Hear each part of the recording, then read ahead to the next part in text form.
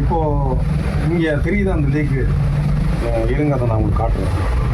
இப்போ உங்களுக்கு காட்ட போகிறது ஒரு சின்ன டிப்ஸ் தான்.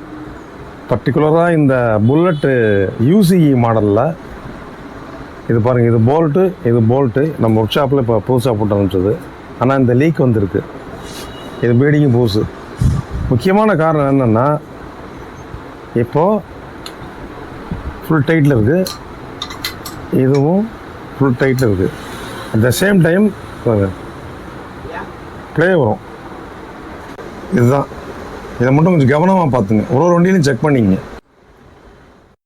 இப்போது இதில் முக்கியமான விஷயம் என்னன்னு பார்த்தீங்கன்னா, நம்மளுக்கும் நம்மளுடைய வாடிக்கையாளர்களுக்கும், அதாவது கஸ்டமர்களுக்கும் பெரிய பதட்டத்தை உருவாக்கிடும். அதனால் இதை கவனமாக பார்த்துக்குங்க.